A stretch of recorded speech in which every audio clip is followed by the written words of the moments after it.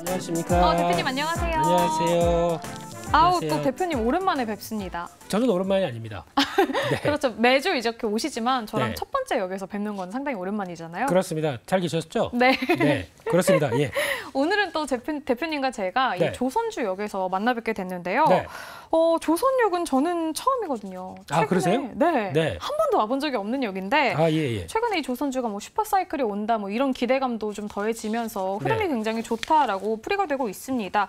오늘은 또 하나오션이 무려 11% 가까이 상승을 했는데 환한 오션이요? 네. 또 이렇게 틈새를 놓치지 않고 아, 예, 이렇게 예. 또 던져주시네요. 아, 예. 한화오션이죠. 그렇습니다. 네, 예, 예. 대우조선해양이 이름을 바꾼 네. 이 하나오션이 오늘 시장에서 11%나 상승했는데 네. 이거 왜 이렇게 많이 올라간 건가요? 네, 이름을 바꿨으니까요. 아, 뭔가 있어 보이지 않습니까? 그래서 주가가 막 올라가려면 나 화났어, 환한 오션. 이런 이렇게 연결이. 예, 이거는 예 하면 안 되고요. 네. 예, 그래서 일단 대우조선해양이었습니다.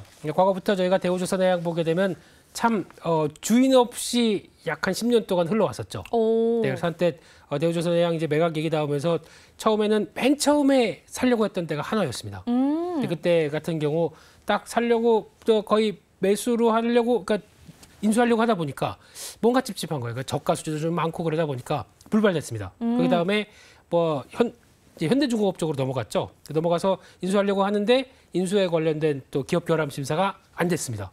그러다 보니까 또 이렇게 좀 좌표가 어디로 갈지 모르게 이렇게 돼 있다가 결국에는 지금 다시 한화 쪽으로 넘어오기 시작하면서 이제 한화그룹 쪽에 우리 옛날에 조금 어려웠지만 이제 다시 받아주는 꼴이 됐죠. 근데 그 과정에 무슨 변화가 나왔냐면 그러면 지금까지 주인이 없고 왔다 갔다 하다 보니까 제대로 영업을 했겠습니까? 어렵죠. 어렵죠. 그리고 근데 그 사이에 약간 또 영업력도 약해졌고 거기다가 또 인력들도 많이 좀 이탈했겠죠.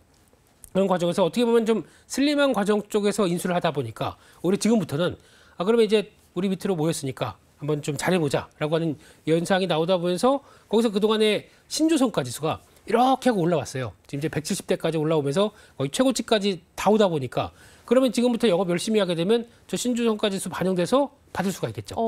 그 사이에 지금 독은 비어 있습니다. 다른 데는 아마 현대중공업이나 다른 뭐 삼성중공업 같은 경우도 이제 막 독 많이 차서 한 2년치 일감이 있는데 대우조선해양은 상대적으로 좀 적어요. 네. 그럼 지금 오히려 기회가 되겠죠. 그러니까 이제 이름도 바뀐 김에 우리 화이팅하고 띠 둘러매고 열심히 하자 이런 분위기가 딱 오늘 반영됐던 거라고 봐야 되겠죠. 초심 찾자 이런 분위기가 됐다 이런 말씀이신 거죠? 그렇게 열심히 설명했는데 한마디로 정리하십니까? 좀 힘 빠지는데요. 네. 네. 뭐 말도 많고 탈도 많았지만 네. 전반적으로 흐름이 여러 가지가 좋게 잘 맞물리고 있다. 이렇게 지금 말씀을 좀 해주셨는데 네. 뭐 이름을 바꾼 것도 당연히 좋은 모멘텀이다라고 이야기가 되지만 네. 또 최근에는 이 카타르 수주전에 대한 이야기도 많이 나오고 있거든요. 이거 네. 규모가 뭐 엄청나게 크다고 하던데 국내 조선사들이 뭐 다 가져간다 뭐 이렇게 보시는 거죠?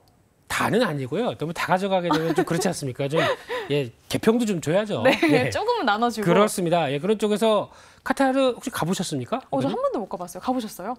갔으면 이러고 안 있겠죠. 네, 거기서도 뭐 주식 영업했겠죠. 네. 근데 그게 아니라 카타르 같은 경우 이제 LNG 관련돼서 이제 LNG를 운반해서 뭔가 성과를 내겠다라고 하는 쪽이다 보니까 프로젝트가 진행이 되죠. 지금 벌써 1차 때부터 한 100척 이상 진행하겠다는 쪽에서 1차 때가 한 65척 정도가 발주가 됐습니다. 그 중에서 54척이 한국이 다 가져갔습니다. 거의 뭐 다 가져간 거네요. 뭐 거의 나머지 뭐 어느 중국이나 좀 너무 다 가져가면 티나니까. 그래서 약간 그런 쪽으로 나왔는데 거기다 이제 그때 나왔던 하나오션, 뭐 삼성중공업, HD 조선, 한국조선해양 이런 쪽으로 나가기 시작하면서 어느 정도 물량은 다 확보했고 그럼 2차가 또 들어오기 시작하죠. 네. 그러니까 2차 같은 경우도 한 40척 정도가 대기를 하고 있는데 그쪽에서 한 몇 척 빼고는 다 우리 거다라고 얘기를 하고 있는데 그런 쪽에서 지금 관련된 회의가 지금 진행이 되고 있는데 한 6월 말까지 해서 거의 회의 마무리가 되면은 또 거기가 거기겠죠. 네, 다 또 나눠서 이제 분배받는 쪽으로 나오지 않을까라고 보고 있는 현상이죠. 좀 아무래도 대부분의 물량은 이제 우리나라에서 가져가는 게 뭐 좀 맞을 것 같고 네. 이걸 이제 골고루 나눠 갖는다 이렇게 말씀을 좀 해주셨는데 그만큼 LNG 선에 대해서 그러니까 LNG는 가장 중요한 게 뭐냐면 그러니까 기항지에서 잘 받아다가 그대로 그러니까 액체지 않습니까? 네. 그럼 액체를 잘 기체이다 보니까 기체를 잘 액화시켜서 가지고 잘 와가지고 또 이제 풀어놨더니 그대로 잘 있더라. 이게 제일 중요한 거죠. 네네. 보냉을 잘해야 되고 또 배도 잘 만들어야 그 안세에 나갈 수 있겠죠.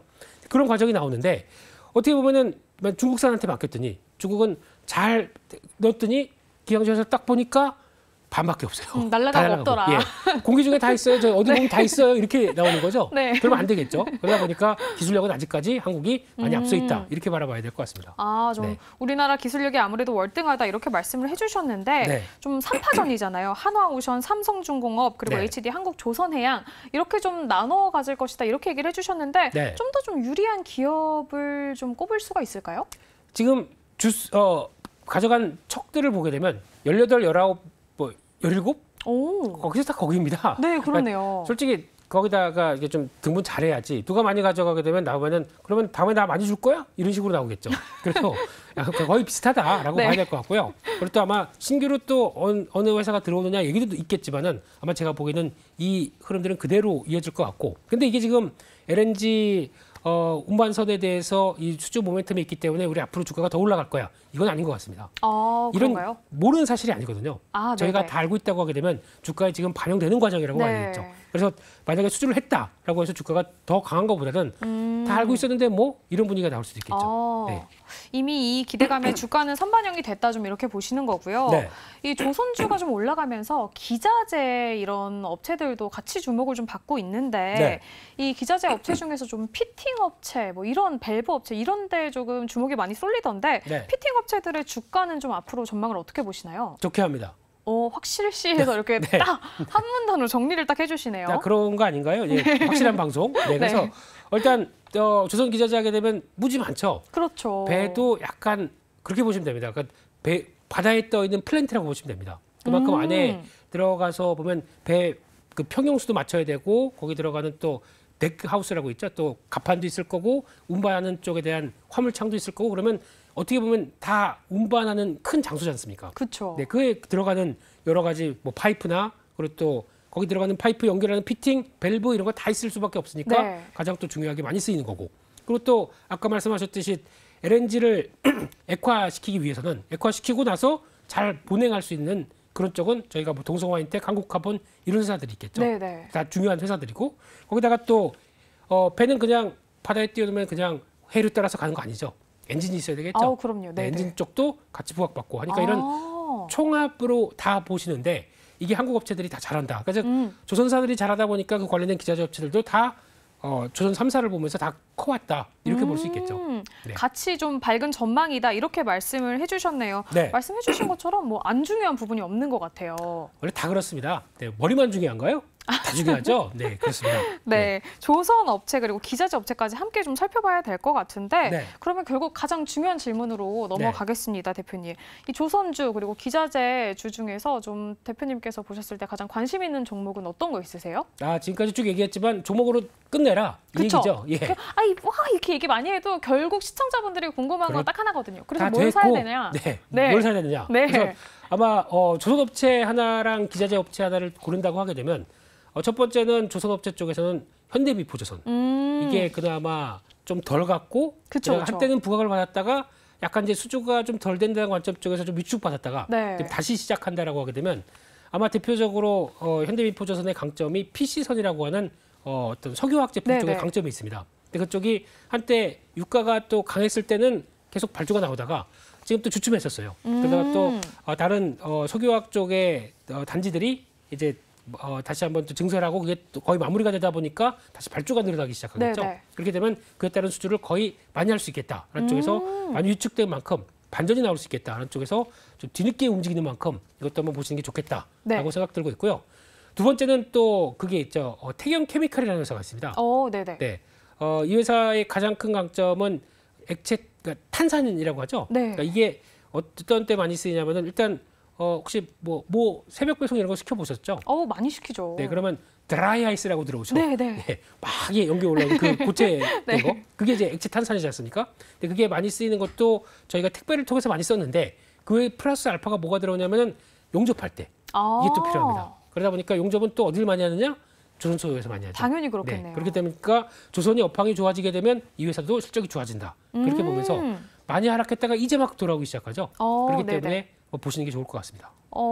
그동안 좀 저평가되어 있었던 현대 미포조선 그리고 태경 케미칼까지 함께 네. 살펴보면 좋겠다라는 말씀을 해주셨는데요. 저희 이렇게 조선역에서 이야기 나눠봤으니까요. 다음 역까지 함께 같이 가셔서 또 다른 이야기도 함께 나눠보시죠. 그러시죠. 네. 이로운 경제 채널 EBC